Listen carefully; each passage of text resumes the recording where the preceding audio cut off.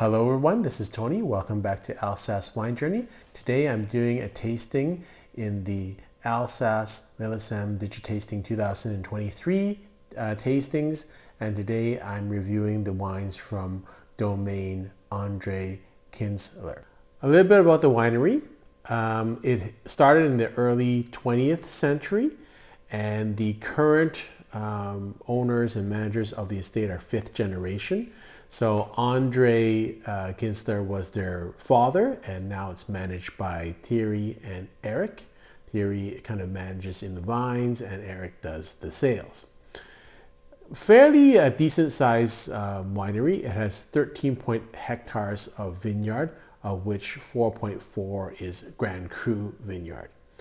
And they're really proud about their kind of history and their old vines. So 90% of the vineyards are located around the hillsides in the area near Ribeauvillé, and 80% of the vineyard is at least 35 years of age in terms of the vines.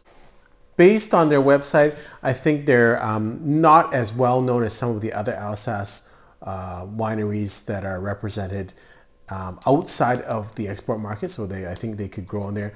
But having said that, the website is quite good in terms of the information, very clear, got a lot of information in English, and I have to say the wines that they have presented, part of this Digitasting, are very good and very exciting.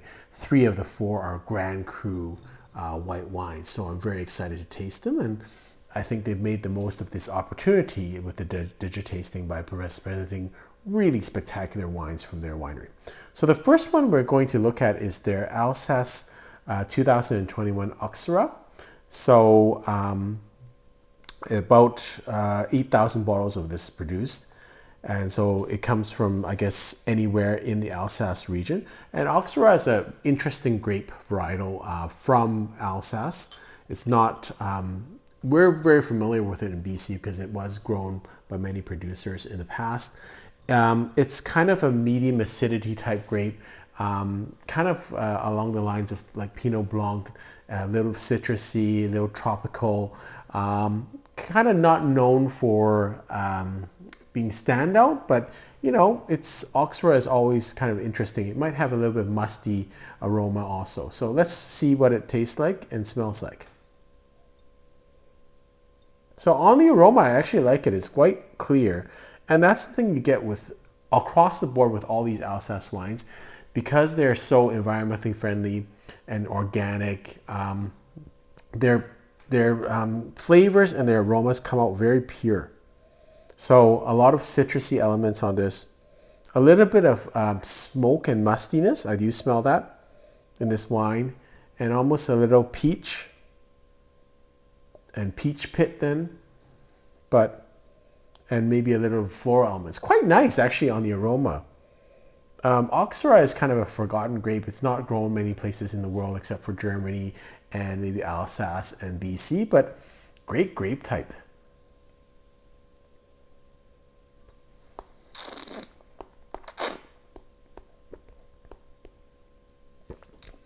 On the taste, it's got a minerally component to it. On the aftertaste, it's got some fruit, but it's also got some saltiness to it, and some weight. So actually, I quite like this wine. Maybe it's because I don't drink a lot of Auxerrois, but it's quite delicious. It reminds me of almost a cross between a Pinot Blanc and a Pinot Gris. So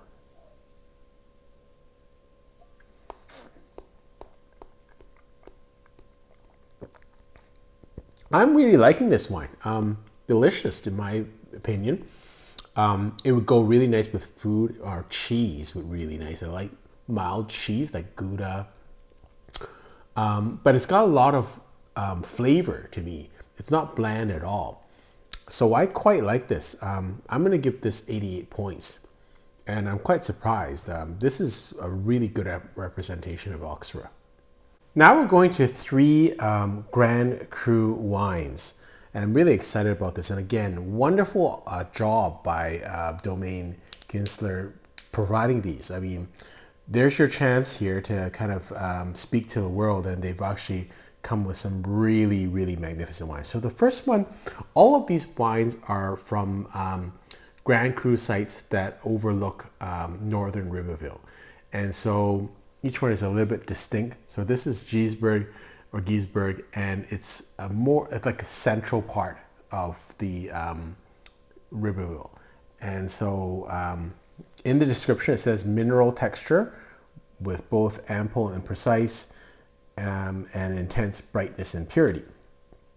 You can age it 10 plus years, and they've made 5,000 bottles of this. And it says like 14% alcohol, which is, I think, pretty high for a Riesling. But oh, so on the smell, it's quite unique.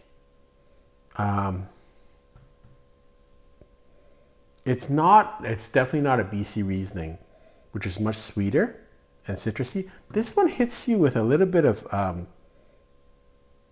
like almost like guava or quince. More like really, really tropical fruits, but way different in terms of the smell to a lot of other Rieslings. So I'm really liking this. Again, very clear, precise representation of a wine, and really pops out at you. Like all the Alsace wines that I've tasted so far with the Millesimes Digitasting, they all really are, the flavors or the aromas are really sharp and really vibrant. I really love that.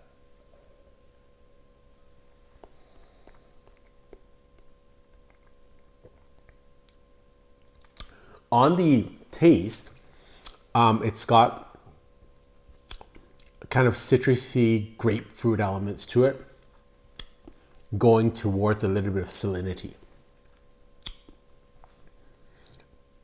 So I would say the taste is more in line with what I normally would taste with Riesling. The smell I actually quite like, because it's not as acidic. It's more like stony, and then pears and things like that. So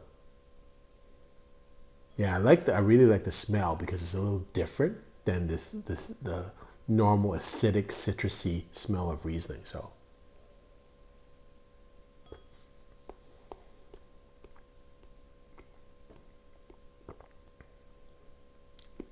yeah, this has got a little bit more peel and grapefruit, citrusy elements. And that's not usually a taste preference that I like. A taste, in general, I stay away from kind of grapefruity taste. That's just a personal preference. So I'm gonna give this, in my mind, it's probably 87 points. Now let's go to the Alsace Grand Cru vineyard of Osterberg. And so this one, it says that it's linear mineral depth, natural elegance of Riesling that is fully expressed. Only 3,000 bottles of this has been produced, and 13.5% alcohol content.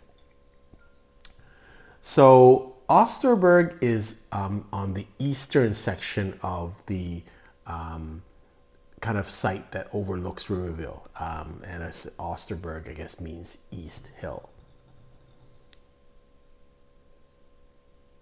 A little bit more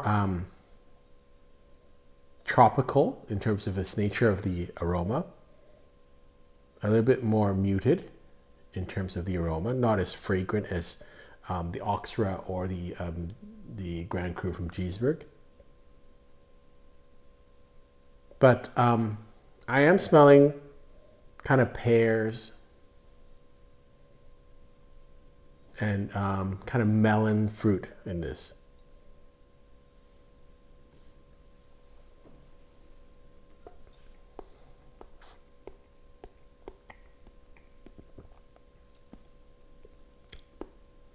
This is also very similar in terms of the grapefruit characteristic, but I find this is a little bit more balanced. I found that the Geisberg was a little bit acidic, and too much intensity of the kind of citrusy notes on that. now it's coming out a little bit more fragrant elements to it, like some floral components to this, and some tanginess too on the nose. So I'm thinking this is to me a little bit more interesting wine.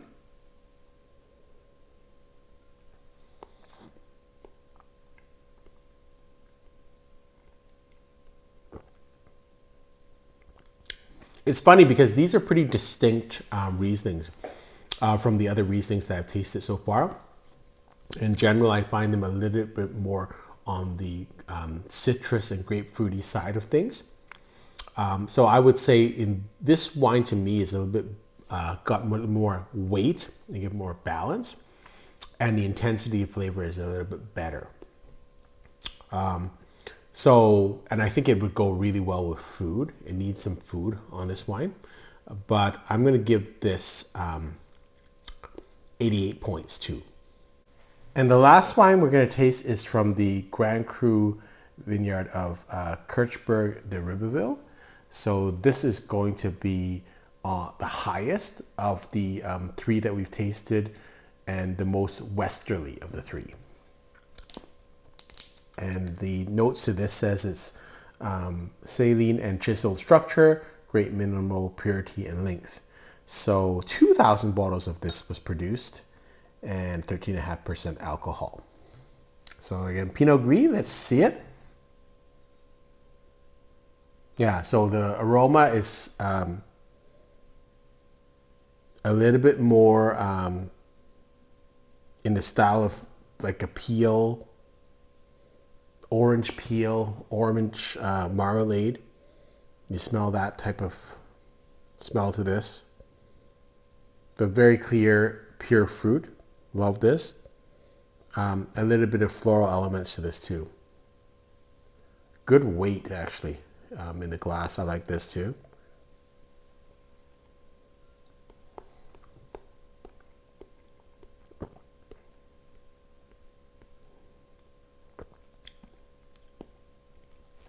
Now, I'm not personally a big Pinot Gris fan, but I love the intensity of flavor in this wine.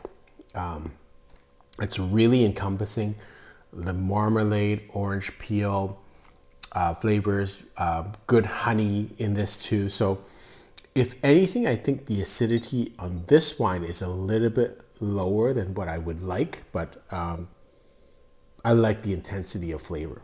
And with Pinot Gris, you want, to me, I want intensity of flavor. But a really nice wine too. These are all really well-made wines. I like all of them. I think the food is very clear on them. And the other thing is, I didn't mention, is that they do have good aftertaste and they have a lot of complexity. These are not simple wines that are just sipping wines. They do make you think they're going to be great with food. So I think the quality in general of this tasting is quite good. I really enjoy these wines. I'm going to get this actually 89 points. I like this. So everything in this tasting was, I think, quite nice. In summary, I really had a great tasting with this winery. I feel that this winery has old vines, provides wines that have a lot of complexity, probably need some aging on these wines. Serious wines. These are not just sipping wines from my perspective. Of the wines, the one that surprised me the most was the Osterberg. I was very surprised by the quality. It's more a sipping wine, but that one to me was the best wine for sipping. In terms of the most interesting wine, I would have to say it's the Pinot Gris from Kirchberg de Ribeauvillé. I thought that was the most interesting of the wines. It had the most complexity and the most character. But all in all, I think it's a good winery. I'm really happy to be able to taste them, and I hope that they do. We see them more in the export markets. Until next time, happy drinking.